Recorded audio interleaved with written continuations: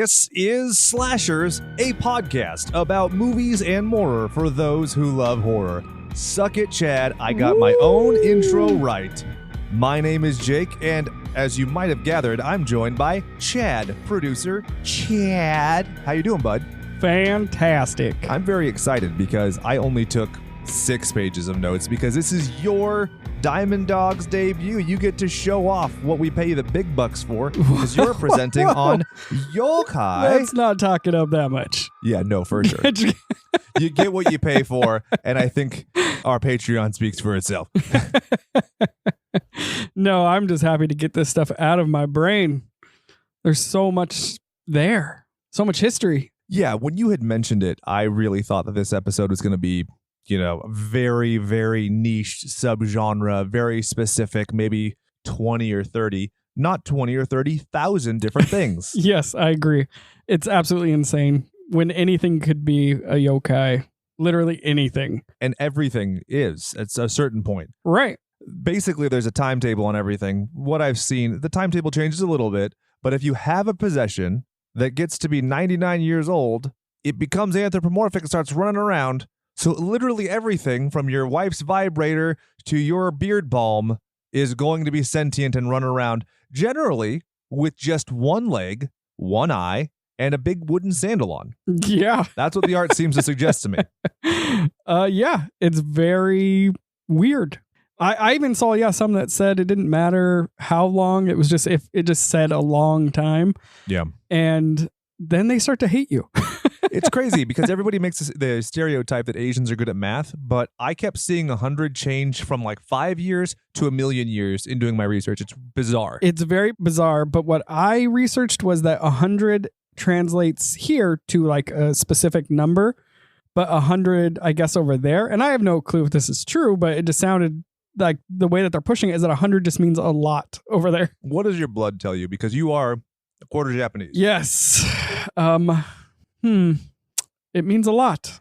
This is your whole Christian slapping in the face 7 times 7 or whatever? That's that kind of thing? I think so. Okay. And I will apologize. Although my blood may partially be Japanese, my tongue is very American. So I will mispronounce every single word. Super Anglo. Yes. We'll forgive you for that, I guess. And this is always what was interesting me with, this type of subject. Japan, I am partially Japanese, and I've never had culture other than like just being American. I don't think Americans have a culture. I mean, we've just kind of stolen everything. People want to talk about like hamburgers being, good old fashioned American food. Right. German. Yeah. So, I mean, my dad's half Mexican, half Japanese. So I never knew. I don't know. We don't really follow either traditions.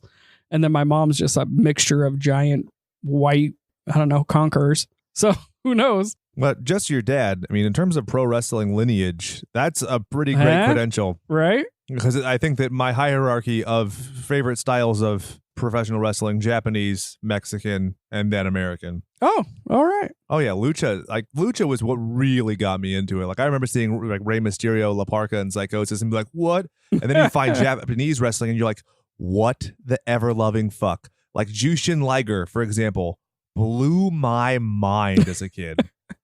That's everything with Japanese, like anything. It's so insane because you look at them from afar and you're like, oh, they're so proper and they're so nice and calm. And then you get into like the stuff that they like and do. And you're just like, whoa, you guys are crazy. Yeah. Y'all freaks.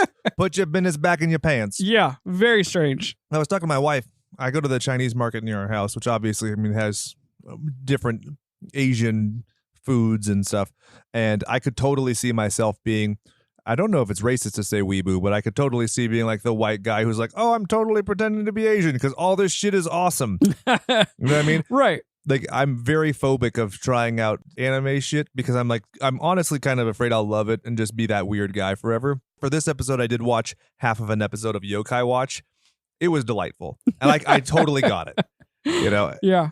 And I think that's where I fall. I'm so weirdly mixed that if I go like full Japanese, I think Japanese people will be like, oh, you're not Japanese. And I'm like, I know, I'm a quarter. But, my grandmother is full Japanese and we still visit them and do stuff like, some of their traditions. But yeah, I don't know. I've always felt that way too. Because I actually like anime. but I didn't want to like dive all in being like, no, I am Japanese. I am full in there. You'd only see too many fat guys with the katana cutting into like 2-liter bottles before you're like, all right, fuck this. Exactly. Fuck that. But like, I also grew up with, we have had good discussions about my love of Stan Sakai, Usagi Yojimbo, Ninja Turtles, martial arts. I mean, I've practiced all of the key martial arts at some point in my life.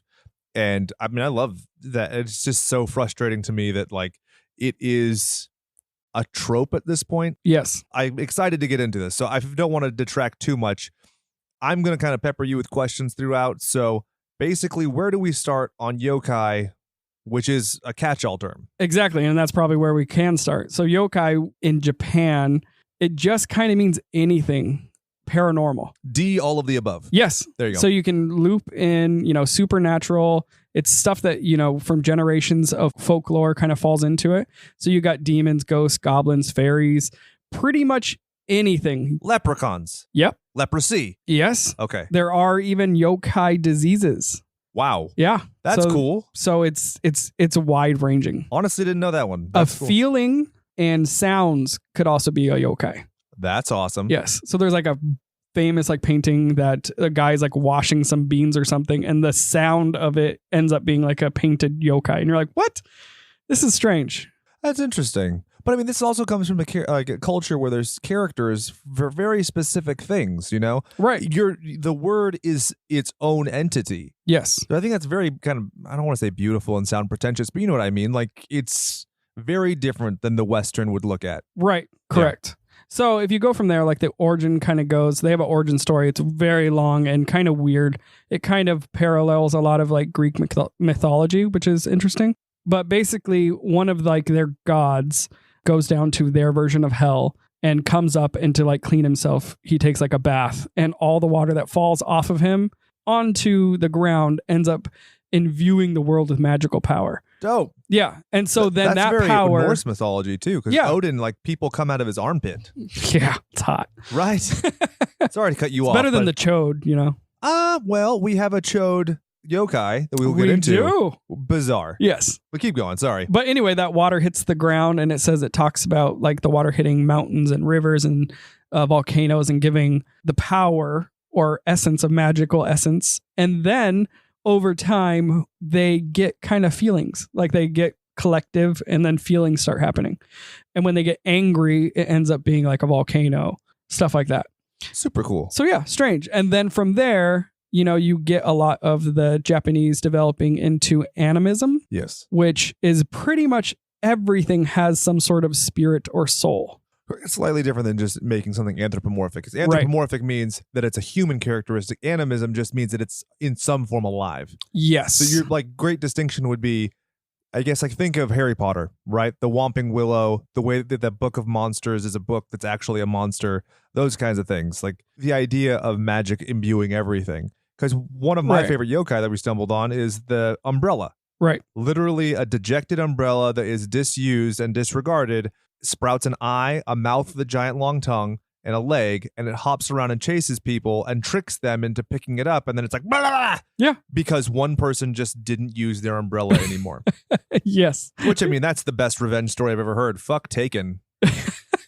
And there are several that are like that. Oh, that's the majority. Is like, oh, I'm going to wrong everybody else because someone wronged me, is by and large the huge impression I got from yokai. Correct. So even inanimate objects, even natural phenomenon that cannot be explained to them at their time, even with science. Okay, cool. I like that. Very strange. Well, because that's one thing that I thought was really interesting. I read a few, being Jake, of course, I read at least one book for this. I listened to some interviews and watched a couple documentaries online. And one of the things he was talking about was that he still thought that the presence of yokai was very important, because even though we've explained things away scientifically, the lack of emotion and empathy and mystery and intrigue was gone. May I regale you with a quote? Yes. From a Japanese physicist, Tarada Torihiko. The desire to understand yokai is at the heart of innovation because it creates interest in all kinds of fields, and this investigation never ends. The moment one mystery is solved, yokai assume different shapes, evolving right alongside humans and inspiring us to keep asking questions. I love that. It reminds me so much of Roddy Piper Just when you think you got the answers, I change the questions. Because we have yokai that are based on fucking cell phones now and Yes. things that are so modern that astronomically different than the people who originally conceived these things. Right. And even back then, it was if they needed a excuse, or maybe not an excuse, an explanation for anything, or even a warning, they would just fold a yokai into what they needed it to be. So they're constantly changing. Well, and it was a thing of honor for some people where Right. they would blame a yokai for their poor behavior. Yes. And as a way of also showing it'll never happen again because it never happened before. It was a very one-time thing because I was acted upon. Correct. Yeah. There's even currently people still use that, which is strange. I was like, wow, that's amazing. Hey, if I could blame it for a fart, I will. Right? Exactly. So going back to what we even talked about with objects gaining sentient, kind of whatever you want to call that. Sentience. So there's a scroll going back to like the 13th century where it shows a bunch of just normal house objects that then sprout consciousness and start walking out and walking around, getting mad that people are being using them and that they're being replaced.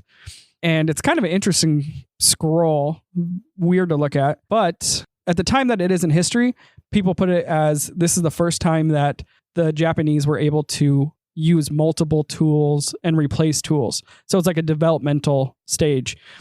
And since they thought everything could have like a spirit, they kind of felt bad about like replacing something, where we're the complete opposite. Yes.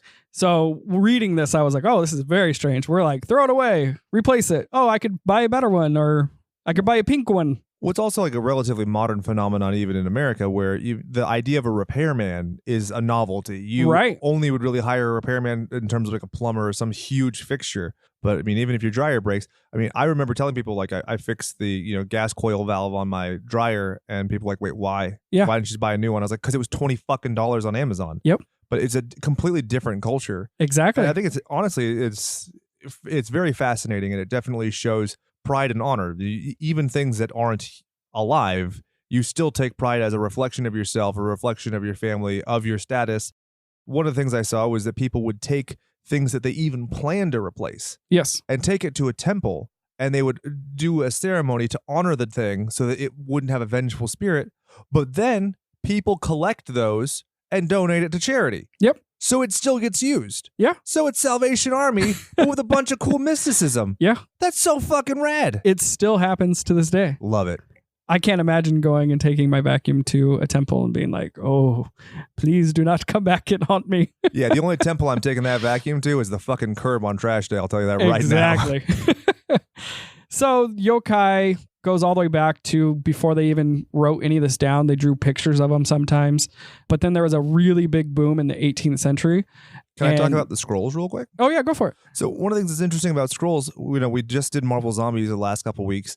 It's fascinating to me that the way that a scroll was meant to be unfurled was meant to be like a comic book. Yes. It was meant to evoke a sense of dynamism and project it out, which is so rad because when you look at them now, it's always a static image, right? You're looking Right. at a picture on Google, you're looking at it in a museum, and it's just there. But the idea of rolling it out and seeing, let's say, like the procession of demons developing and going, or just acting upon a town, it's such an interesting idea. And there's even actually a really interesting book. I admittedly did not read the whole thing because I don't have that much free time.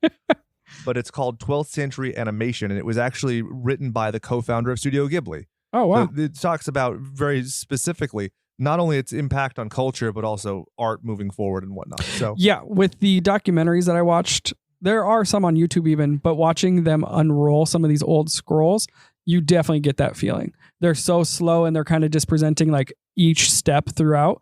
And you're like, oh, wow, it's very timely, I guess, to like go through the whole story that way. And it's very cool. And they'll do different scroll to scroll. So what I mean by that is like the idea of the same characters, but in a different way. So it's almost like a next issue of the same comic book. Yeah. There are multiple instances where, think about it this way. We describe the Shirime, which is basically a man with an eye for a butthole and no face. Yep. The Real yokai. The consistency of drawing that from different artists' perspectives, the fact that they would all kind of unify that central vision as if to pick up where the other left off, so interesting. Yeah. It's very much like your, Pecos Bill, John Henry kind of, all right, I'm going to keep going. I'm going to further this thing, whether by word of mouth or in this case, art. Exactly. Cool. And so in the 18th century, there's a huge boom with Toriyama Seiken. I don't know. I'm terrible at those.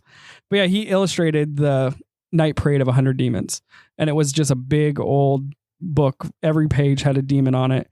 And this pretty much sparked every artist around to then also start drawing yokai. And it just exploded from there.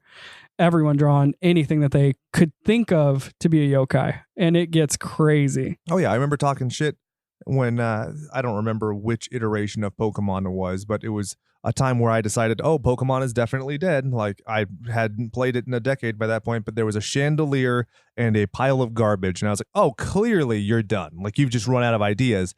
Then to read this, I was like, oh, I'm the asshole. Yep. I don't know this culture. I just have no perspective at all because this is actually probably more authentic than most of these other Pokemon, which is just a fucking butterfly, for example. Or like a lizard walking around. Correct. Yeah. So from here, you got so many weird things. Just like you were mentioning Pokemon, there was an actual card game of yokai. So it was like the ancient Pokemon. So Pokemon isn't even original. It's like, oh, we can just modernize this. And for sure. Yeah, but it was insane because you can Google it. You could see some of the cards. You could also Google the actual PDF version of the Demon Knights. Very interesting. Recommend it if you like art and weird ancient Japanese stuff. Nah, just kidding. So it also sparked like a game that they used to play, which was the 100 Scary Stories, where again, 100 doesn't mean 100, just means a lot of people hanging out. A bunch. Where they each hold a lantern or candle and tell a story, a scary story.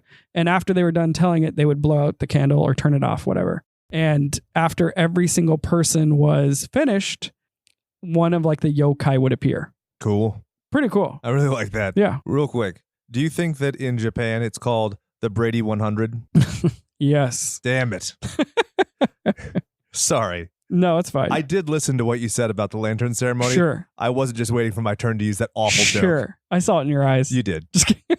But the lantern ceremony is cool. Yeah, I mean, just to think that they used to do it in ancient times, like ghost stories, like around a campfire practically, it was interesting. Well, and also... There's no TV. It's also dark by that point, so you can have parents do stuff to like make it mystical. Right. Like, I remember people telling me lightning bugs were fairies. Yeah. Stuff like that to make the world like a beautiful and magical place. Exactly. It goes back to the sage prophets, Insane Clown Posse. Fucking magnets, how do they work? Right? I mean, how high are your fucking standards? I would have no idea about that. All right. It's amazing.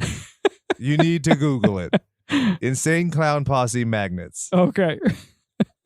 Is it a full song or is it just like a quote? Oh, they're talking about miracles. They're talking about like, why does Shaggy's son look just like Shaggy? And you're like, it's genetics.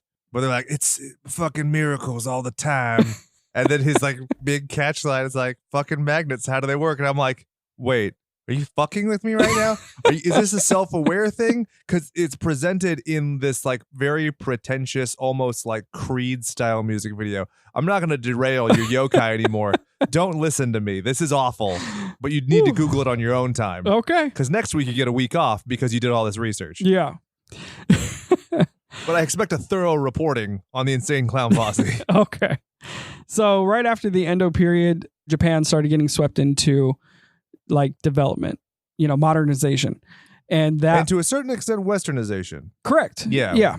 So they almost pretty much were killed off completely from their culture. 100%. Yeah. So right around like World War II, the government was like almost ashamed of having believed in any of these. And so it was just one of those things that you just did not talk about at that time. It was antiquated. It was old Exactly. world. Right. Yeah. But then there was a young man who developed a comic, and you'll be better at pronouncing his name. Do you remember how to pronounce that? Mizuki Shigeru? Yeah, Shibari Mizuku, who created the comic book where it's gone on for over 50 years, which is amazing, where it's a boy who's half yokai, half person, and he kind of delves in the world of both. Almost like a Dylan Dog or an RIPD or a Hellboy, where it's operating in a familiar way, but with a mystical situation. And he was inspired to create this comic. Correct me if I'm stepping on your toes here, but he was in a battle in World War II. He was fleeing into the forest to survive. He was running and he hits what he literally believes to be a wall, which is a yokai in this situation, which is an invisible wall. Some people associate it with like the endorphin dump of actual physical exercise, such as the quote unquote wall that you get in a marathon. Right. He literally thought of it an embodiment. He hits a physical wall and cannot proceed, takes a few steps back, lays down, falls asleep, wakes up in the sunlight, and finds a fucking cliff. And he truly, in his heart of hearts, believes that a yokai consciously saved his life. So he dedicated his life to drawing a cartoon about a little boy and yokai. Yeah. That is adorable. It's awesome. It is fucking adorable. Yeah. Especially when at this time you do not talk about yokai. Yeah. So he spent all that time re-educating a younger generation about yokai. And making it fun. I mean, Right. and also like, it's one of the things like the novelty of like, oh, hey, you know this really antiquated thing? What if we just modernized it? Like these things that are seemingly abandoned. I love it. It's absolutely fascinating to me. Right. And now if you even look at the culture of Japan, the amount of yokai that are around, it's everywhere. Oh, yeah. Absolutely everywhere. From anime to like mascots, even big food companies use them as mascots. Even you could even say like Hello Kitty is kind of like a yokai. I read a very interesting thesis where like Hello Kitty, Pikachu, characters like Ultraman were all in their own unique way, while not intended to be yokai, in practice are treated as yokai. Right. Where it's emblematic of something greater, which kind of goes to Shintoism, which is not like, so the two main religions of Japan being Buddhism, Shintoism just, creates some sense of identity for all things. Right. And then the yokai being a specific extrapolation from there.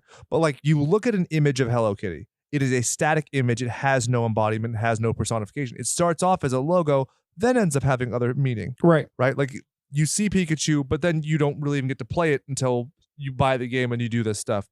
And so the sense of feeling it evokes from you, it almost goes to synesthesia, which is a completely different topic for another day. But by and large, synesthesia is a cross-sensory of perception. So like, let's say the word slice, for example, the s sound has a very evocative sense of the actual motion of slicing, right?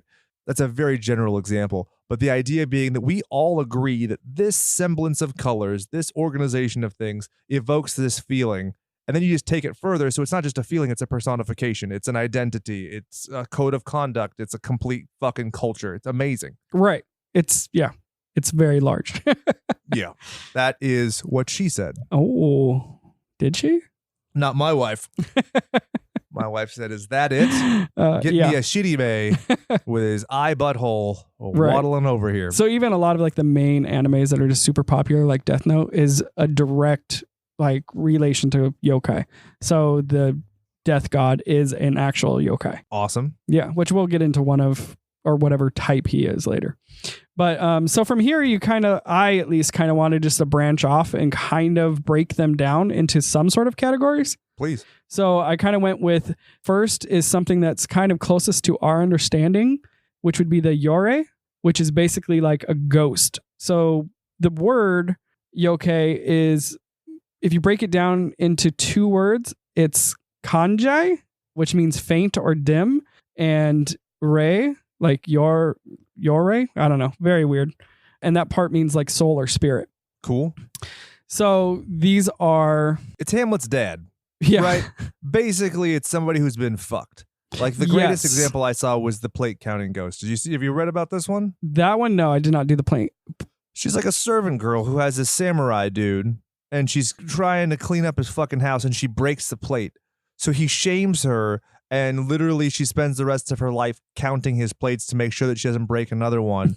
And she fucking kills people and stuff, but she doesn't kill that guy. Right. It's the weirdest thing in the world. Like, come on, where's your personal connection with your vengeance? Yes, it is very strange because most of them are all female.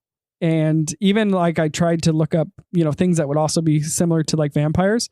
Again, almost all female. They're all like revenge stories of female, probably because they were so mistreated back then. Systematically for eons. Exactly. Yeah. And that's not just talking about a husband to a wife, a son to a mother, a father to a daughter. She's her own woman, goddammit, and she deserves respect. Granted, she's probably dead for a long time, but you know what I mean. Yeah. So for the most part, those who did not receive like a proper funeral rites could not pass on. And then they were stuck into like this purgatory or part like physical, ethereal world. That's kind of where all of these land, which is very similar to Argos. But these are also everywhere with horror movies.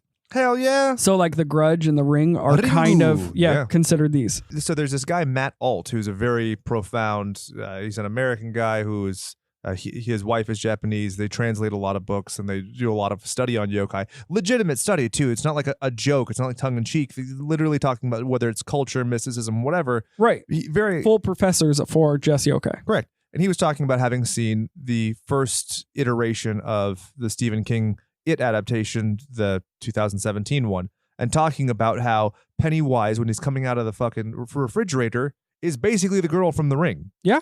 And talking about how it's expanding so much so. And at first I was like, I don't know, I think it's just because it's creepy. And I was like, well, to be fair, before The Ring came out, they already had a Pennywise, and that one sure as shit didn't do that. Right. So there is some validity to it. I legitimately think so. Yeah, I totally agree. So one of the first things... I agree with the fact that you agree with me. How about that, Chad? Let's keep agreeing and move on. Okay. Just kidding. So one of the first stories I found out are things that I found related to like the yūrei were in the Indo period again in like the 1603 when a yūrei was painted by Moriyama Okyo. Yeah, there you go. Google that. But it was like the first painting where he did paint her with like super pale white skin. Again, if you look at The Ring, super black long hair, you would kind of get the feeling that that's like the person that they were painting. Oh hell yeah. Big white, like, I don't know, coat, whatever. Yeah. And that's basically, I guess, the funeral dressings. So someone who also did not get to receive like normal burial rites. Yeah, and you get the rokubi, which is the long neck woman. You've seen the earth spider that has a woman's head? Yes. Right? Do you remember Monster Squad, my favorite movie of all time? I'm crowbarring it in this episode, Chad. Yeah, Pucker your butthole. I know, because it's going to be in every episode. Spider with human head, right? Yep. It was a yokai the whole time. The most worldly film of all time. It's the only one you need in your collection. Keep going, Chad. All right. Sorry. No problem. I just saw it and I was like, oh my God, it's amazing. So this artist did this painting. It's said to have been of a mistress in a geisha house. She died young and the painter mourned her death. And one night her spirit came to him in a dream and he was unable to get her out of his mind. And so that's how this painting came out. It's just super cool. Yeah. So from here, you could even, again, break up the yūrei even farther into like specific subcategories. So you have like the onryo, which is a ghost that would appear as they were buried. So it could be, mangled or whatever. And their purpose were vengeance, and most of them will be vengeance. But they all, I guess these are just subcategories of how they appear to you. Okay. Which is different. So this one, would be most feared of all yūrei, and they arise when people die with strong violent or feelings of anger or torture, and they come back to just torture the person that offended them. Well, that's your personalized vengeance. I like this one best. Yes. And it's the most feared, so because it's very direct and stuff. And this is also where kind of the character of the grunge comes from. Grudge. There you go. Grunge would be Kurt Cobain. Yeah. Who's that? I'm Smells just kidding. Like Teen Spirit, you whore bag. So instead of a little boy who opens his mouth and a cat sound comes out. Yeah. Fuck, I saw that on a date with a girl and she almost cried. She was so scared of that. I was like, wait, it's a boy who makes a cat sound, and she literally was about to cry. She was so fucking terrified. Really? It was fucking bizarre. The one that the girl makes is like weirder, where it's like sucking in the breath, like, and you're like, oh, okay. You ever watch a deep throating video and it sounds just like that? No. Neither have I. I don't like seeing other people's dicks. I'm gonna throw that out there. I'm not homophobic. It's not my dick. There are some yokai dicks. Oh no, we're gonna get into it. There's a yokai that's entirely scrotum that is a shapeshifter, and it's like, well, if you're a shapeshifter, never default back to scrotum, dog. No, why would you? I don't want to be. Yeah, icky caca. So then we get the shiro, which appears in the moments just after death. When one appears, it is most often to give one last goodbye to a loved one before they depart. Fucking beautiful. Yeah, right? I wouldn't mind. Yeah, it's like the little like spirit coming out, like astral projecting, Yeah. giving you a smooch, and then just If she can give me a wafting off. handy before they go, something, you know? Sorry, I'm fighting off a sneeze. I would have laughed at that, I swear, if I wasn't. Uh-huh. We'll enter the laugh track right there. Hold on. It's coming. Keep going. Uh-huh. Uh-huh. Uh-huh. All right, you're good. I just kegeled with my nose and the sneeze went away. And then from there, you also have the Akiro, or souls that are still living people that kind of astro project without knowing that they're doing it. And aren't these ones a lot of times like contingent on a time frame based on like energy? Like the idea, like you're only going to last so long. So you have your own lifespan in your afterlife that you don't even necessarily know you're living. I don't even know if that's, from what I just read is that they appear to a living person, which they then usually scare or they have very strong emotions for.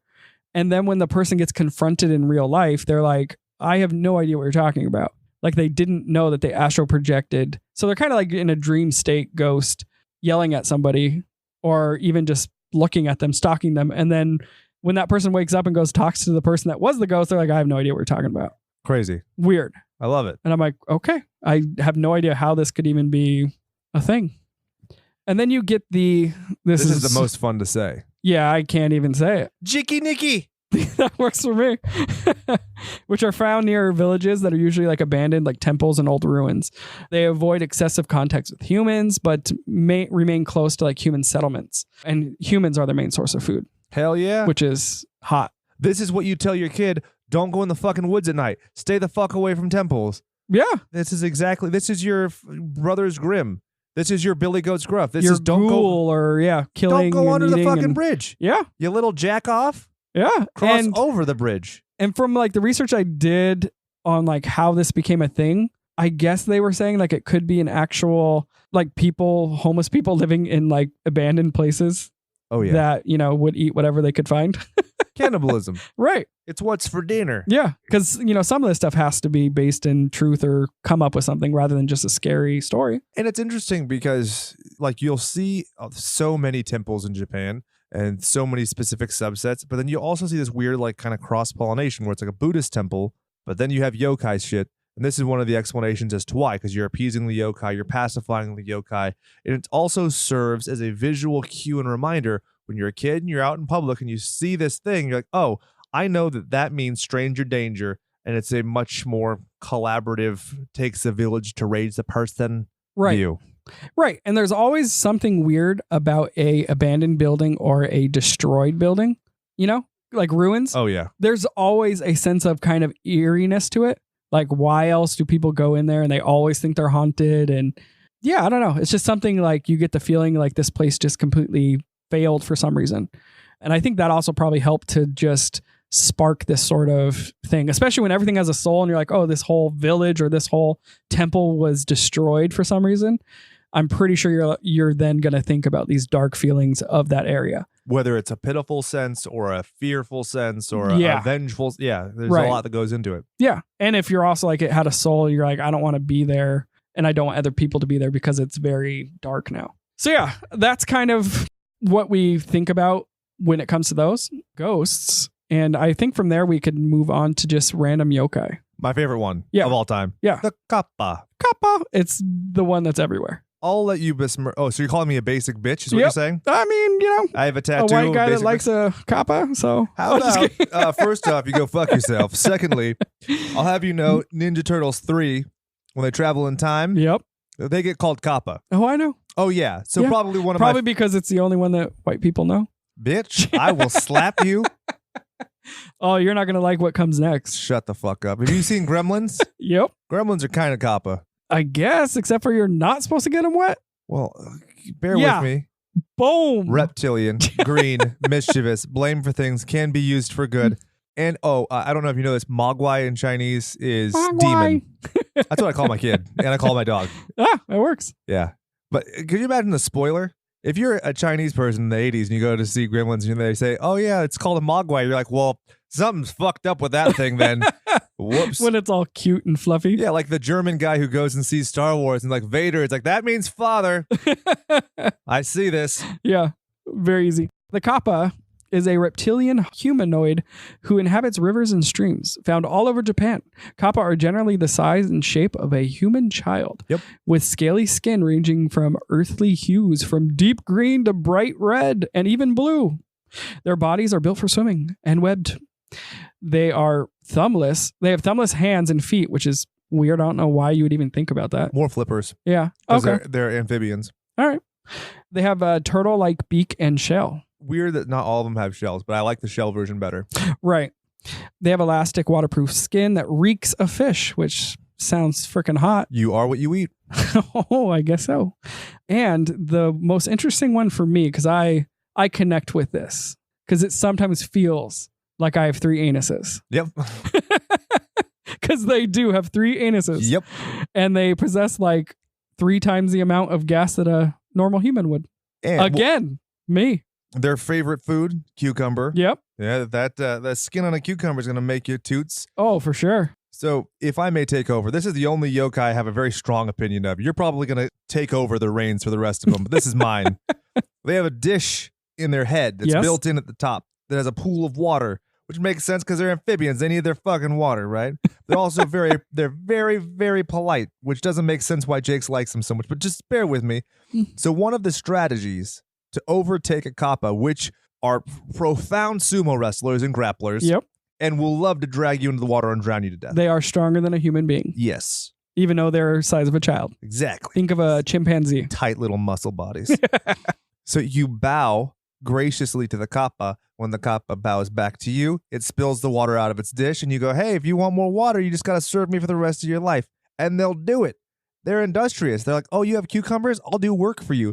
There's literally a Buddhist temple, which I saw, which we talked about on the weekly warm-up, where they actually have a mummified hand of a kappa, where the ancient legend goes that they paid these kappa to help rebuild riverbeds and stuff after a giant flood. How freaking cool is that? Yeah, it's pretty interesting. I'm not going to let you besmirch them, but it's coming. The Songeji Temple, which is both Buddhist and it has the kappa. So I feel like I've done a good enough job of building them up before you start talking about these lies and fake news. So I do find it weird that they are considered very polite, because then they're very like mischievous as well. Yes. Again, like pulling swimmers under the water, attacking them kind of for no reason, farting as like a weapon. Like they show some paintings of them just shooting huge blasts of fart gas out. But it works the other way too. So you can ward off a kappa by, like, let's say, like pissing in your hand and smearing it on them, or throwing a log of shit. Right. Which, I mean, now you know why I love them again. Yes. You're like, wait, hold on. Politeness, that doesn't make oh, okay, he's literally throwing shit at someone. Got it. Okay. So they're polite with a very strange set of rules. Hell yeah. And then the other stuff, it's all for, free game. Which I love. It's so weird. But basically, it comes down to, I don't want my kid getting swept away in a fucking creek, so I'm going to come up with a bunch of weird shit. Like, you could tell this is like a snowballing effect, where those one guy's like, better watch out. There's some turtle person down there who's going to kill you. Then somebody else is like, yeah, and that turtle person loves cucumber. And the first guy's like, what the fuck? Oh, yeah, fine, it loves cucumber. And the next guy's like, it has a dish in its head. And the first guy's like, okay, this is getting goddamn ridiculous. And then the other guy's like, there's a mummified hand. Yes. So this is where Jake does not like to hear. Nope. They're mischievous by nature. They love to peek up women's komodos and loudly pass gas in public. Lakes and rivers are where kappa lived often have warning signs. Their preferred method of attack is to bite their opponent or drag them underwater. But there is a thing that they do. They have been known to kidnap and rape swimming women. And this is where Jake just blindly turns his eyes. Doesn't happen. All right. You have to prove that kappas exist to prove they did that kind of nasty business. And they usually eat people as well. So there you go. Yeah, I would if I could. I've always been interested. Wouldn't you just take a taste? For sure, why not? Well, I think I'd have a hard time eating somebody who wasn't vegan, I'll be honest with you. Really? Yeah. All right. I don't know. What about me? Pescatarian. Oh. Depends how I'm cooking it. To be honest with you. I think that'd be a huge tell. Yeah. Also, what else? Like, what are my side dishes? Are we putting you with like a cream sauce? Because I wouldn't be about I'll that. give you a cream sauce. Oh, that's inappropriate. I hope you get drowned and raped by a kappa. So this is a weird thing that I honestly had no idea that they did or understood, is that they usually attack or like go for the anus of a victim, and that there is a mythical ball of flesh located just inside the anus called the shikodama, which is what they're trying to get and eat. Yep. Weird. Yeah. It's supposed to be a mythical gland. Huh. But one thing that's interesting, if you actually look at turtles will eat the sensitive parts. And one of the things that like snapping turtles will eat is an anus first. Oh. So people that actually swore that they saw a kappa, they're either crazy or they believe that they saw a giant Japanese salamander. Yep. Or a now extinct Japanese river otter. And there's also just turtles. Yeah. That's one of the things, by making it child size, the torso of a turtle, if you just add longer limbs to it, is about the size of a kid. Right. Yeah. And the salamander looks very strange and they're huge. So it kind of looks like it could be mistaken for a kappa. But the Japanese river otter was able to stand up on like 2 feet. So they thought, that could have been because it didn't look like a small child, but it's a furry standing thing. So that would have been weird in the animal kingdom. Not? Right. So yeah, that is Jake's favorite. My absolute favorite. I think they're great. This one is very strange. I just put it in there because I was like, this tells the whole story of how these things get made. So the tenjo nome is a very tall yokai with a very long tongue, and it appears in houses with tall ceilings, particularly in cold months when light cannot reach all of the ceiling, and it casts weird shadows on the rafters. Its body is covered in stripes of paper, which resembles the old paper flags that firemen carried. You skipped over something. Did I? Yeah. Tenjo name. What does that translate to? Ceiling liquor. Yes. I didn't even want to say it until the end. Oh. But that's fine. Basically, when you look at your shitty office building and you see that particle board up there, and you're like, why is it yellow? That's this one. Exactly. They had no idea why things would discolor or look wet on the ceiling because it's supposed to be dry, and they would be like, oh, it's a yokai, and we'll just call it a ceiling liquor. I truly am sorry I fucked that up. No, it's fine. It totally works. I was so excited to have that because I don't see that in your notes. I would see that in my own separate notes, and I was like, aha. Oh. Yeah, some of them I didn't even write their translation because I was like, okay. So if you have their translation, feel free. Like the next one, oh my God, can't even pronounce that name at all either. Ippondarata. That sound good? I don't know. I faked it. Hey, make it till you make it. It's better than I got. Which this one is translated to one-legged bellows. That is correct. I know that from experience and what Google is showing me right now. So this one has one thick trunk-like leg with a single saucer-like eye, and it lives in the deep mountains of Japan. Now this one, I have no idea how this came about or what. This is like one of the weirder ones. It's literally a giant leg with one eye and two very small arms. Like the T-Rex from Meet the Robinsons. Oh, I love that. I got a big head but I have such small arms. I love that so much. And again, this one's so strange, with some of the things that go out there. It basically lives up in the mountains, and it's pretty much harmless year-round, except for on December 20th. Because when people come into the mountains on that, it turns violent, and it just stomps you to death with its one leg. Because it's getting in the mood to listen to Rush 1221. Must be. You know what Rush is, right? I know what Rush is. I don't know what Rush 1221 is. Damn it. Rush is the band, right? Yeah. People really don't get that I really don't listen to music at all. Yeah, we've had a few people reach out. Or excuse me, 2112. God damn it. See? You don't know either. Your ineptitude is rubbing off on me. So this yokai is very interesting because it would just hop around and do flips and somersaults walking around. This is different than the foot that crushes through your ceiling and tells you have to wash it. Completely different. There are several one-legged, just single one-legged yokai. Well, it's usually a thing that has the one leg. But this is a one leg. Yeah. Right. It's almost like the one leg should have another smaller leg coming out of it. Yeah, it's like a foot fetish. Oh, God. So this is the Quintana Tarantino. Yes. This one could be kind of like a demon, just by the, I don't know, essence of it or kind of how it acts. Yeah. This one's very malicious. For the right price, I could be a demon too, baby. Do you want to go on to the Jorugumu? Yes. You want to know what it means? Horse spider. Yes. Horse spider. Yes. Not fucking around. No, because it was The originally binding bride known or the horse spider. as the golden orb reaver in English, but then they also referred to it as like the horse spider. It's the best thing I've ever heard. Yeah. This is my favorite episode.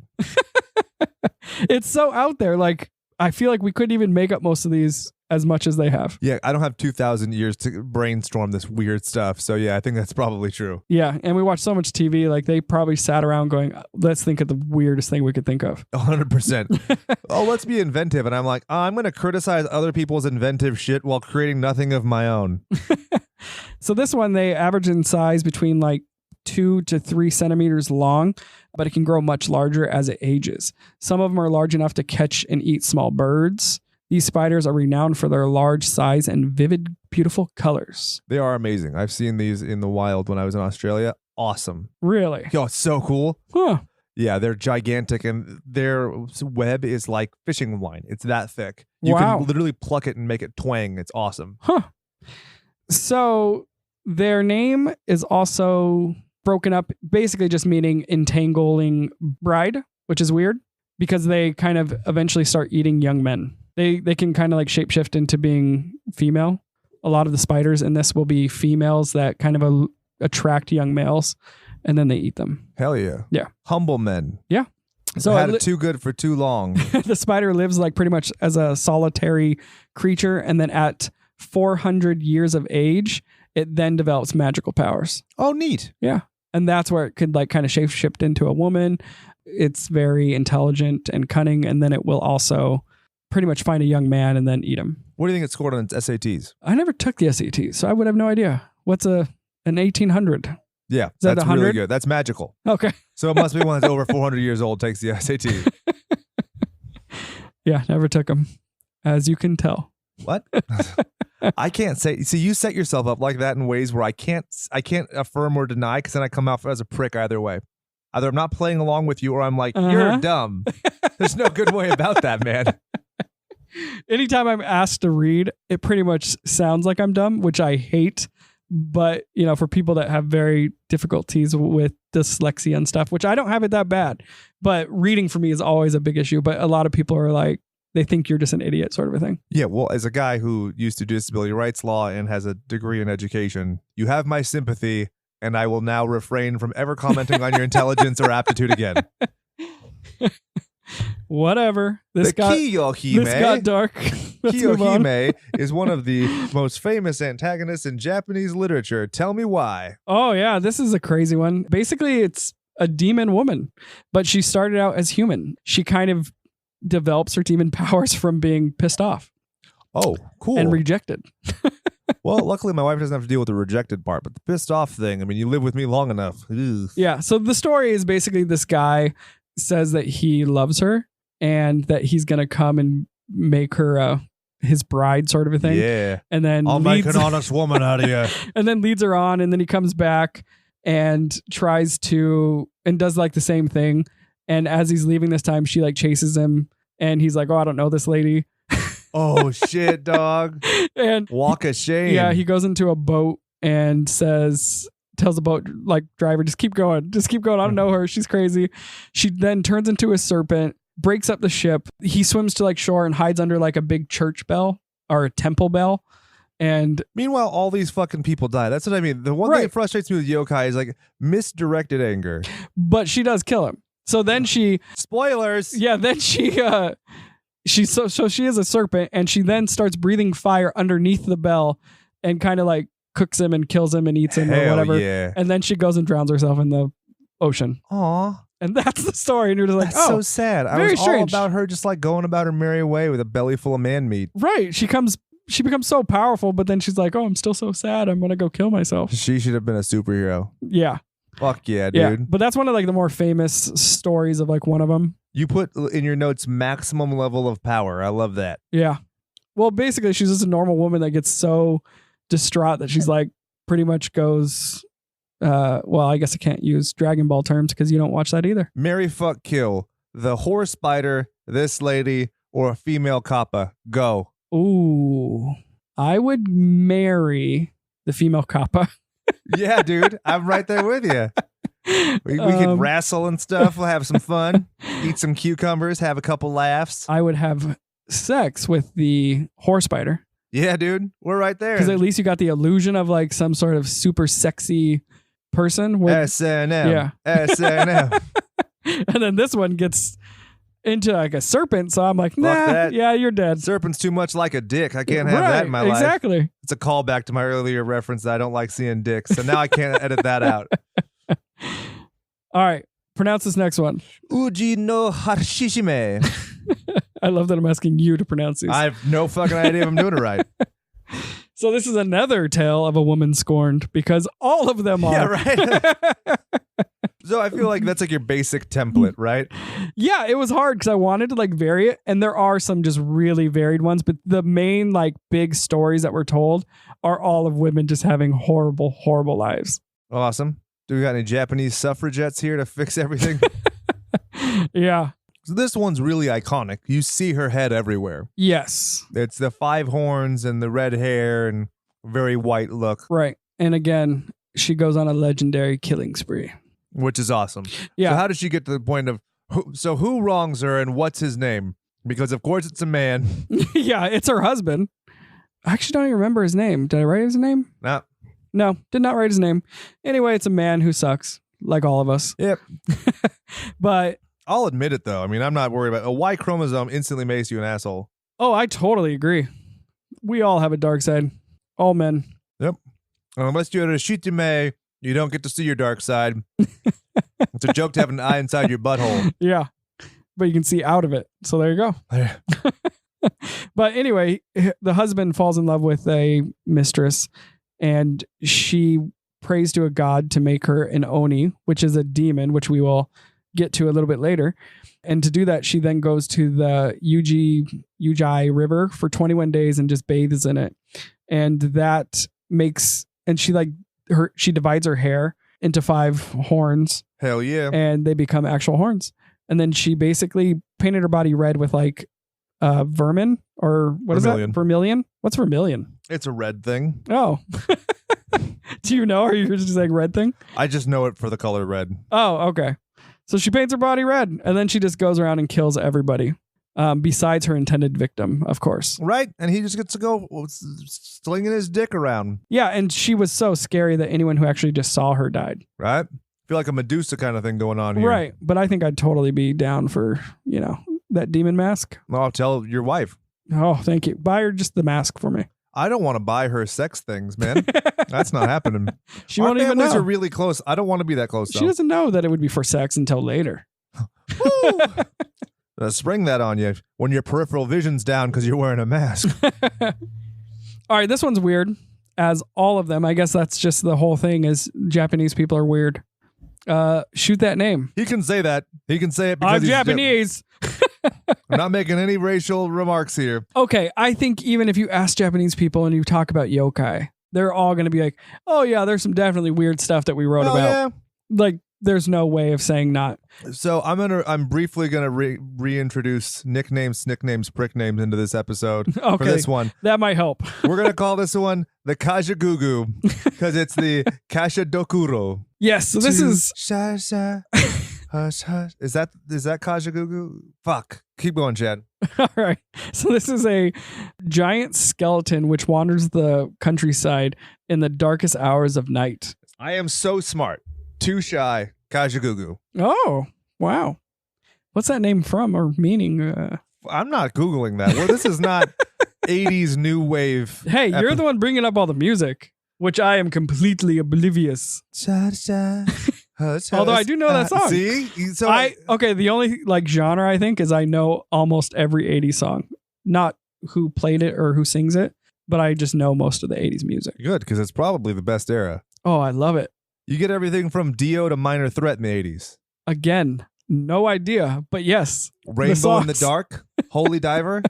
Holy Diver, you've been down too long in the midnight sea. See, you know it. I do. You should have some respect. Ronnie James Dio is a yokai. Really? He is now. He's also dead. Oh, okay. So yeah, which kind of yūrei ghosts Which is the coolest ghost? That's what Ronnie James Dio is. The first one up there. Yeah, that's the one. That's what he is. I'm not scrolling up the notes. You can't make me. All right, so these are giant skeletons that wander the night, and their teeth chatter and clatter with like bones, which is very interesting. I think I've actually seen anime that do this, and I had no idea what they were, and I was just like, what the hell? It's a giant skeleton making rattling noises. I hate that. It's like when an old person uses a Werther's original and like clacks it against their teeth. I hate that sound. That like sound haunts the shit out of me. So I have like, this is probably the scariest yokai to me so far. Okay. And if you happen to like come across them on like a road in the night, yeah, they'll pretty much just eat you and crush you, and then you'll become part of their bone structure. Cool. Yeah. They bite off heads, which is awesome. Soldiers whose bodies were on like rotting fields and were victims of like that died in like horrific ways or died in the wilderness that didn't get burial rights would also like basically build this giant skeleton. Cool. That's dark as shit. So it's like all the undead that basically were just left on the battlefield would then become a giant skeleton. I love that. Yeah. That is totally okay with me. Maybe that's what Zack Snyder's going to do with his Army of the Dead bullshit for Netflix. I didn't even know that they're making one. Yeah, he's filming it right now. Interesting. Mm-hmm. I think that's why people keep talking about the Justice League bullshit, is just because they're trying to create hype for Snyder and his failed social media platform. So this is also one that was like too large and powerful to even kill. So they just like maintain their existence until their energy or malice would then dissipate. Okay. Just like calm the fuck down. Right. Okay. So kind of crazy, depending on like who's been left and murdered on a field and how angry they are. This thing would just kill everyone. Instead of police officers, they just need Bob Ross impersonators in Japan. Like, oh, you're a giant monster. There's no mistakes. You're fine. You're all right. We'll just paint this tree. Stop clattering those bones and let's put that to good use, buddy.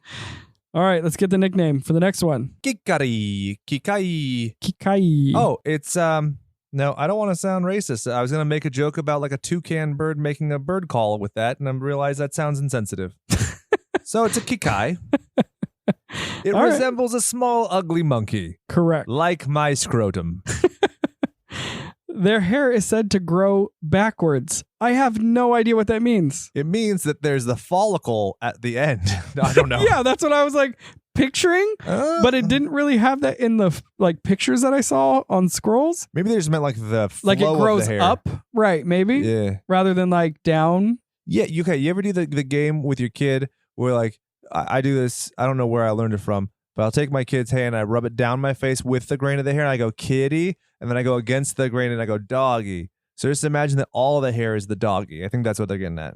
You never did that? No. What the fuck is wrong with you, Chad? Don't you have a sense of imagination? I also have weird Japanese facial hair, so it grows every which way. It's kind of adorable. Very like broken into patches. Asian people aren't very hairy. That's a good problem to have, though, man. Hey, I don't mind it. I hate hair. I would laser my whole body if I could. If my wife would let me. You need the eyebrows. Okay, you can leave the eyebrows. Okay, there we go. So long as that's well established, then I'm fine. So your Patreon dollars at work, everybody. We're going to be lasering Chad down. I just killed him with laughter. It would be a great documentary. That would be really awesome. Don't supersize me. Laser size me. Oh, all right. They're also said to have 2 tongues. They're usually red or white.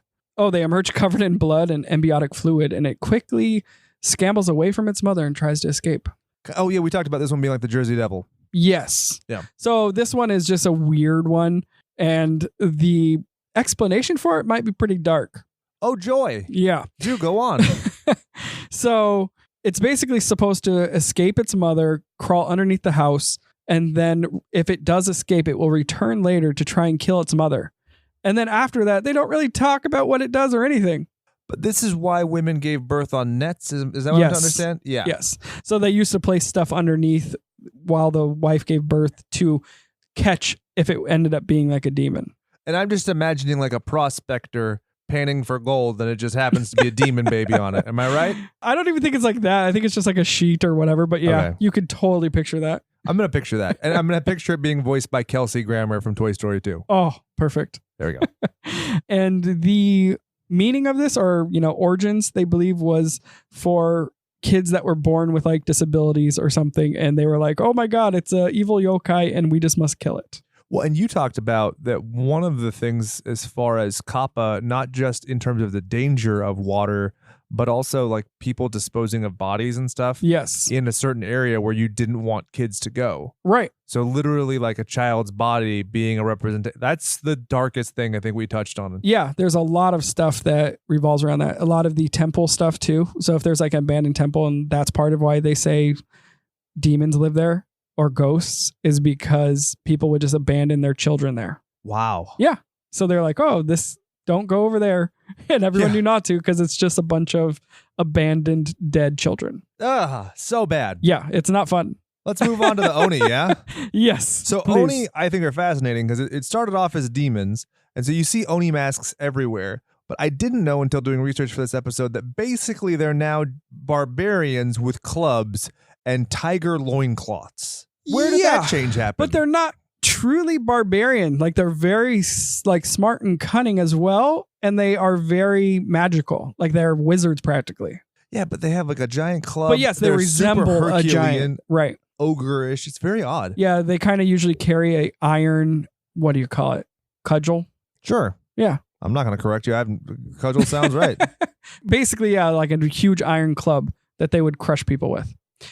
So we kind of didn't really touch on how a lot of these came about, but a lot of the influences are from like other places. So China, India with like Buddhism. Oh, yeah, for sure. So this is where you kind of get a lot of the Oni from. So Oni are their typical, I guess, Japanese demons. And they are usually in the underworld. And they're there to just torture the souls. Kate Beckinsale. I get you. Yeah. Wait, what? My Underworld. girl? Oh. Isn't she in Underworld? Yeah. Yeah, I almost said Kate Blanchett, and I realized she's the one who played Bob Dylan. Oh. Yeah. Wow. It's weird what things I know about movies. All right. They are large and pretty much scary, and it's written that they are taller than the tallest man. And I've seen some like 7-foot people, so taller than that. Jesus. They sometimes are either red or blue, gray. They're colorful. So they're the Hulks. Yeah, they actually look alike when the Hulk's hulking out. Yeah.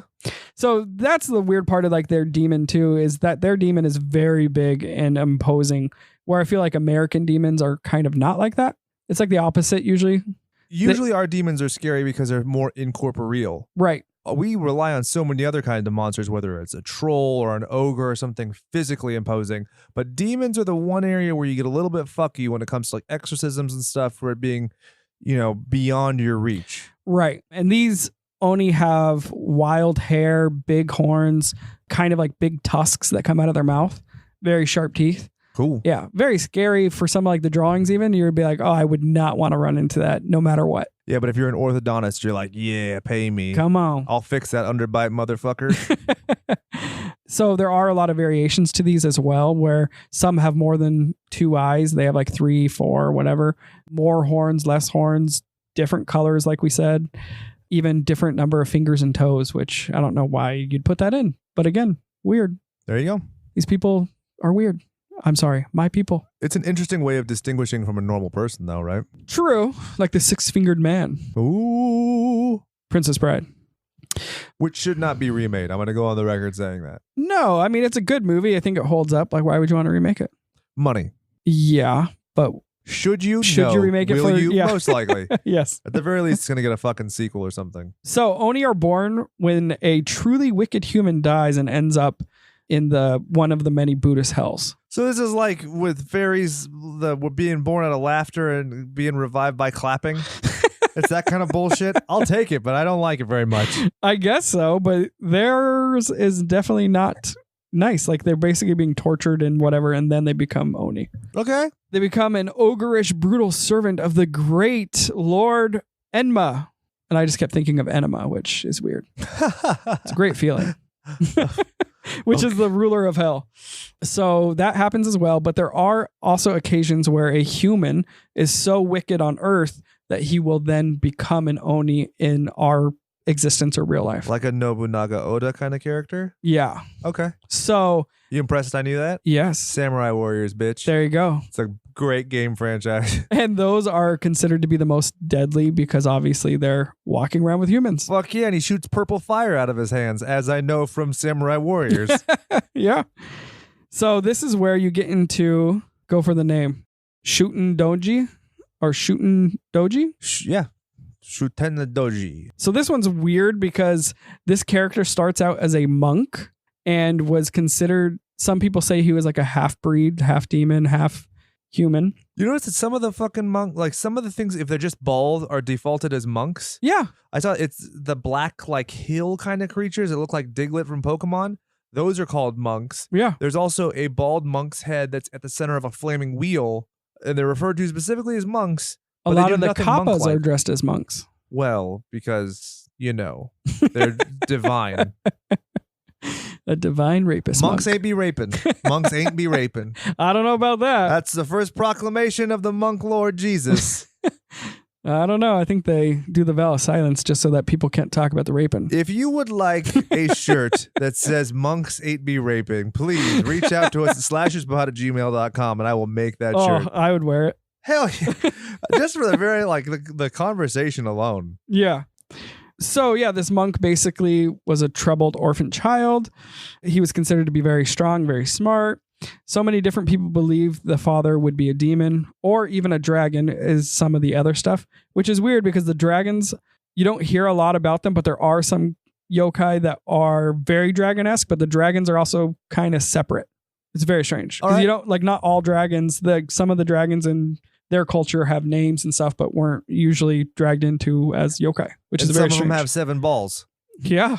Ha ha. So as this monk was a younger man, he pretty much he was a bad monk. He was a bad monka-fucka. Yeah, he was just always like playing tricks and being foolish and being rude. And then one night he basically put on a demon mask, an Oni mask, and wanted to scare everybody, all the other monks. And so this is very similar to a Twilight Zone episode where he puts on this horrible, ugly mask, scaring people. And then when he goes to take it off at the end of the night, it has then formed to his face. Oh, yeah. And Stanley Ipkiss was his name. Yeah.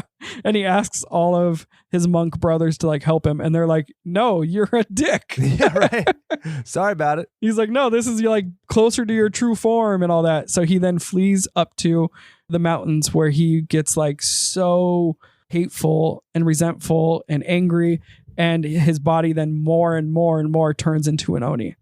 He then becomes pretty much like the Oni leader, like a god. Cool. On Earth almost. And then he creates... That's a hell of a career trajectory. I'm just going to say that. Yeah. So he pretty much then gets all sorts of evil demons to follow him and he becomes like their demon lord. That's awesome. On Earth. Fuck yeah. That's what I plan to do when I retire. And then there was an emperor who commanded their bravest warrior to go up and kill all of the demons. Raiko. Yeah. And they use him they basically go up, poison their water source, and it kills all the lesser demons, but not Shoten, whatever his name is, Doji. But he then ends up killing Doji by cutting off his head. Oh. But he then realizes that he's not really dead. His head is still trying to bite everyone and yell and scream. So then he travels outside the city and buries the head alive. That's so dark. Yeah. Man. Pretty interesting story. That'd suck to stumble upon. You're making a sandcastle at the beach and suddenly your hand gets bit off. Yeah. So why don't you tell us about Gozu and Mizu? Mizu. So these demons had a horse head and a ox head. And these two pretty much guard the gates of hell, which is interesting to me.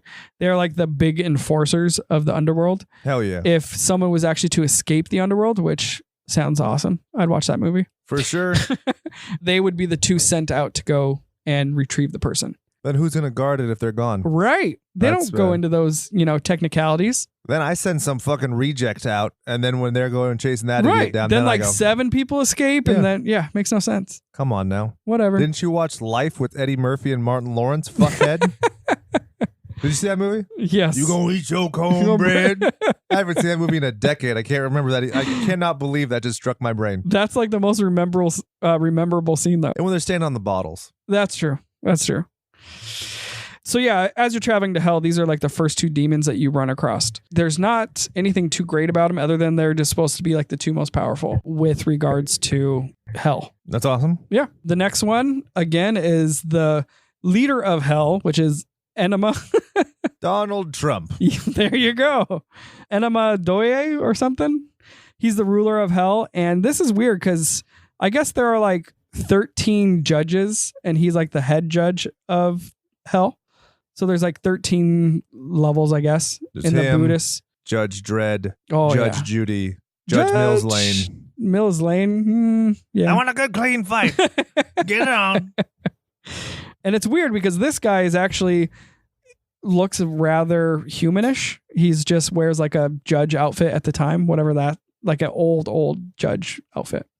They actually write that he's actually a pretty decent guy. Oh, neat. Yeah. So he basically rules hell, but he only like gives the exact punishment that you need. Like they weigh it. And he's like, I just wanted it to be fair, so I'll give you this exact punishment. I have this image of Veruca Salt in Willy Wonka with the bad egg thing. Yeah. It's like the weight. Yeah, exactly. But We'll I mean, just when you peel think your about it, skin off because you were, vain. And you're like, okay. let me pitch it to you this way. You have a character, dark, brooding, spiky head, who doles out judgment. The opposite, you have a guy, white face, big, huge smile. Who do you like more? Well, if you said smile guy, you just pick the Joker. If you said horn guy, you just pick Batman. So the devil is Batman. I knew and this there, guy's I Batman. knew there was something there. And I was like, Always a trick. I don't know, man. Never fall for it. And just if you think it's a trick, it's the one time I'm tricking you about the trick and being normal. Well, you which said is like very white guy, and I was like, oh no, I don't like that guy. It's not Yeah. good to like that guy right now. Fuck that guy. White middle class people suck my dick. Yeah. So from here, we also go into Love that. just White middle class people suck my dick. Yeah. So from here, moving on. It's too testy of a subject right now. Me too. Well, not really for me, for you. Yeah. Right. I am a man though, so guess that doesn't really work. From here, I just also wanted to still focus on some of like the Oni or basically demon stories, but these are like more modernized ones. Cool. And I figured they were interesting because as yokai, they still are developing different stories. Yeah. Like to this day, which is so interesting. Because with all of our stuff, it's not really that big other than like we maybe, like Westerners maybe make a ghost story every now and then. Or change the chupacabra to be the chick from Species. Exactly. Yep. But we also don't really have a big belief in a lot of this stuff. No. Where these people still actually have a good measure of belief with a lot of it. Hell yeah. And they're able to also still create these stories. Which, the best creepypastas come from Japan. Exactly. The Lavender Town experiment. You heard of that? That's the best. It's my goal to do a whole episode based on that one. I love it. Okay. I'm down. Good. So this one is Demon at Aji Bridge. Do you want to read it since it's long? I'll read the hell out of it. All right. This story begins as so many horror stories do, with an overly confident man who boasted to his friends that he slung his dick. That he didn't fear to cross Aji Bridge or the demon rumored to reside there. It's the three Billy Goats bluff. Yeah, Gruff. pretty much. Exactly. So as soon as they're known for the shape shifting or whatever, they appear to the man as an abandoned woman. And as soon as she caught the man's eye, she transformed back into a 9-foot green skin monster and chased after him, unable to catch the man. The demon later changed in the form of the man's brother and knocked on his door late at night. The demon was led into the house, kind of like you would a vampire, like, oh, come on in. Yep. And after a struggle, bit off the man's head, held it up, and danced with it before his family, and then vanished. When I read that at the end, I was like, oh, that would be a very strange night. You know, I often say that I'm not even until I'm ahead, which I learned from my property professor in law school. That is definitely taking that to an extreme. Oh, you want to beat me in a foot race? I'm going to bite off your head and dance with your decapitated member in front of your family. Yeah. That's awesome. You know what? I wouldn't even be scared, I think. I'd just, like, if I was witnessing it, like my brother's head got bit, I'd be like, oh my God. Slow clap. Yeah. I'd be like, oh, impressive. I now am a believer. Look at that technique. This next one is one of the more, like, modern ones. Slit mouth woman. I think even most people that have no idea what yokai are kind of know this story. Yeah, to an extent. I mean, Yeah. you've seen it visually at the very least in the background of stuff. Right. Basically, it's a woman who has a surgical mask that covers up the fact that she basically has the Joker's mouth where it's slit at either side. She comes up to you and she says, am I pretty? And then you say, yeah, sure. I'd bone you. Yeah, wood dick. Yeah. And then she takes it off. She goes, what about now? And you're like, still wood dick. and then she kills you. Yep. But if you say wooden dick, she doesn't kill. She still kills you. But if you say don't know if dick, she goes and then that's your moment to run away. Am I right? Yep. That's the weirdest thing in the Or world. you hand her a jawbreaker candy. Which is why I always carry one. Yeah. Yeah. People thought the everlasting gobstopper was a bad idea from Willy Wonka. Nope. Keeps all these chicks mouthful away from the children. Yeah, so this one's very strange, and it was pretty much an urban legend that started this in 1979. And it was so crazy. I told you about this on the phone, where you could hire a woman in 1979 to act like this lady and scare the crap out of your friends. Yeah, until she gets a fucking concussion because I throw a shoe at her through my door. Well, that's what's crazy, is they actually had like mothers everywhere were walking their children to school because they were afraid of this. So when you say everywhere, you're talking about like St. Louis, Missouri? Well, everywhere in Japan. Oh, gotcha. Yeah. Next, we have the Akamanto, or the red cloak, which is one of the more popular demons. It hides in women's bathrooms. In one version, they ask the women if they would like a red cloak or a blue cloak. If she answers red, she gets plugged into the Matrix with Neo. Yeah. She picks the blue cloak. She wakes up and goes back to her shitty job. No, the red, he tears the flesh from her back to make it appear that she's wearing a red cloak. If she says blue, he strangles her to death. If you encounter him, there is no escaping. And if you don't answer and you pick a different color, he'll just drag you to hell. So I'm like, I'll take a green cloak. And he's like, you'll take a trip to hell. Yeah. I love it. Yeah. You're just damned if you do, damned if you might as well have fun with him. Right. So if you notice, like in the old stories, there's usually a way to get away by like kind of tricking them. And it seems like as you get more modern, they kind of take that away to just make it horrifying ghost story where you can't escape as much. All right. Can I list a few of my favorites? Yes. So you got the Kasa Obake, Okay. which is, of course, the umbrella with the leg. Yes. The Bakezori, which is a sandal with a leg. Yep. The Kurote, which is a hand with long hair and claws that come out of it that strokes your genitals from the toilet. Yes. How? That's the worst one. Hey, everyone likes a genital stroke, man. Especially the Kanuki, who's the big scrotum that's a shapeshifter. Yes. The Nue, which is very interesting. It's basically the Japanese chimera, but some of the articles and stuff I read said that it pulls the Stephen King cosmic spider routine where it's like, it's too weird for you to understand, so just don't even try. Yep. Then we have the Baku. The Baku is really interesting. It has the body of a bear, head of an elephant, eyes of a rhino, which I'm like, how would you know it's different than an elephant? They're both pachyderms, but whatever. Claws of a tiger, and it eats your nightmares. Yes. And so you're like, dude, this is my Come bro. live with me. Exactly. Keep that Freddy Krueger guy away. But if it's not full after your nightmares, it eats your hopes and dreams, and you walk through life like a shell of a person. Oh, like all of us? Oh, dude, that's a metaphor for the 21st century. Yep.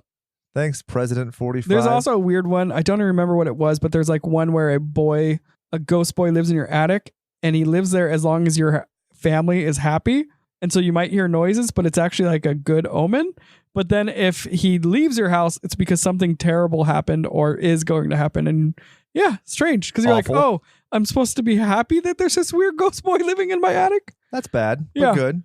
Yeah. It's for Casper. That's the Casper syndrome. Yeah. Not the mattresses, but if they want to sponsor us, I will say it's the Casper mattress syndrome. You got the Tenebet, which is literally translates to the eye in the palm, which is the creature thing from Pan's Labyrinth. Yep. Which Dude, is awesome design. Stolen. Yep. Motherfucker stolen. Influenced. Yeah, right. If you want what's called Yokai Taiji, which is a fable where a person overcomes yokai, there is so much literature on it. I personally, of course, had to read Usagi Yojimbo when it came to the yokai. It's a super short story. It's very fun. I would recommend that. There's a book called An Introduction to Yokai Culture. You and I both read the Book of Yokai. Yeah. Which was pretty fair. I mean, it's a good starting off point. I think there's a lot more literature to be had. There's a ton of movies. There's a whole movie series that started off called Yokai Monsters. Yes. 2 of them that I watched, Spook Warfare and Along with Ghosts. And then you had watched The Great Yokai War. So there is it's rife with material on this. And I highly recommend, if you like all of our research-based episodes, if you like it, this is your starting off point. This isn't where you end. Oh, yeah. There is so many that I wanted to include, but we would be here for like 17 episodes straight just covering how many there are. Even just the cool ones. Yeah, and we didn't even get into like the crazy hierarchy. So like, for instance, there's kame, and I've heard people generalize it and say, oh, well, kame are like good yokai and yokai are like mischievous kind of things. Not the case at all. In the broadest terms, it's kind of correct. But in any kind of analysis, like a kame is like a god or a deity that is like it is exalted. These things are just what you encounter every day, but doesn't necessarily make them bad. Right. And in fact, some of them are bad only because they are conducting themselves in a way that with behaviors that are emblematic of humans. Yep. Because they are impersonating humans. Yeah. How weird. Yeah. And they change over time. So like we were talking about, even with the kappa, like there's a time where they're happy and good, then they're rapey, and then they're, now they're just super helpful and, kind of like even worshipped. There's just so many changes for like every single one of these. Yeah, it's definitely a change and shift as like the custom and practice perceives. Like exactly how people feel at the time will then influence your yokai. Exactly. And there's some where it's, mischievous, and it's like one of the great ones I saw was the mouth that makes sounds at the night when you're walking alone. Yeah. Right? I've seen it where it's meant to be absolutely terrifying, and it's a sign of doom, death, sexual assault, all these things. But I've also seen it where it's drawn in a little kid's cartoon where it's like an egg with a mouth and two stumpy legs that just follows you making noise, and it's smiling the whole time because it's invisible and it's just playing a prank on you. Yeah. That's the same one. Yeah. It's very interesting. Yeah, it's insane because I don't know.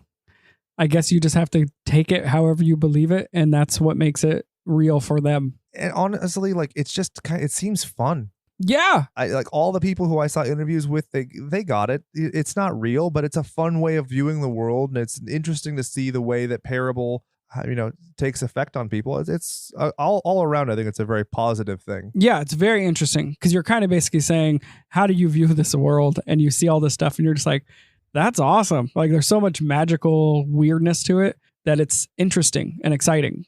And you look at some of it and you're like, oh man, capitalism's the devil. Like they were making card games and stuff. But then when you look at it, like it's really not. And then you can see how things have been able to capitalize on this kind of mythology structure. Yeah. Like I said, even going to Super Sentai and stuff like that in exploiting that, but in the underlying yokai culture, it seems the first big thing is Yokai Watch. Even the original card game was more of a recreational thing, not a collect, gotta have them all or anything like that. Right. Well, originally you're using this for entertainment as well. Like the Ghost Story thing. You don't got a TV. You don't have a lot of plays that you can go see. So you're basically making up all these stories and then you're doing a story night and telling it. It's pretty cool. Yeah, and kabuki theater was very expensive. Right. This is not something that you were just able to pick up and go as a farmer. That's like a once in a lifetime thing. Exactly. So, and if you're creative enough as a farmer, you can be like, I just saw this random yokai. And then you have a story that you can tell everyone and be kind of socially accepted. Yeah. There are so many that like were also talked about just like in fields of dead people. That was always interesting. There's one tree that was like a Jokobo or Joko, whatever. I don't know. It's basically a giant vampiric tree that was on fields of dead people, and it would just suck up all the blood and then become an evil vampiric tree. That's awesome. So if you want to hear more stuff as far as yokai go, I'd be absolutely enthralled to do a battle of the yokai like we did the battle of the cryptids, but we want to give you what you want, so let us know if that's what you want. If you want us to do Native American folklore or the folklore of the Klingon, you let us know and we will try and find a way to not only do thorough research, but make sure it's horror related. I think this stuff speaks for itself. Some of the relationships, obviously an egg that smiles, is a little bit tenuous when it comes to horror. When you factor in that same creature is also depicted as being a mouth-breathing creep, much like your Michael Myers, you can kind of see where we're coming from. As always, thank you so much for listening. I hope that you have taken the time to subscribe on any of the platforms. If you don't mind leaving us a review or using word of mouth to spread us, that would be just the best thing out of the world. Spreading us like labia is so pleasurable for you, for us. It's just the greatest. Please, nothing compares to it. Honestly, we could pay for ads, we can do all that stuff, but just sending a message to your buddy saying, hey, you like dumb horror shit and you spend too much time in your car commuting, right? Well, you should listen to these idiots who complain about commuting when they finally get home with their only pastime. So yeah, Jed, anything you wanted to add to our great audience, our Patreon patrons, anyone? Thank you for all your support. And this stuff is interesting to me. And anyone that knew me in school, and they basically were like, oh, I'm going to do a book report for a podcast, would just think I was insane. So it's amazing that I'm willing to do that. Look how far you've come. But it's, that's the great thing. We want to make sure that we're giving you guys content that's not just opinion. I mean, a lot of this is very analytical, and we hope that we can give that to you. We hope we can give you a starting off point so you could expand. And like I said, if there's something else you want us to touch on, let us know. We can always default to doing movie reviews, but we want to make sure that we're diversifying enough so that we're not just regurgitating. Chad, would you like to tell these people to go away for the week?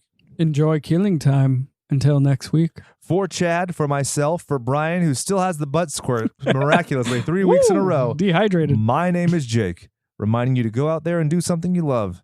And remember that all work and no power play makes Jack a dull boy.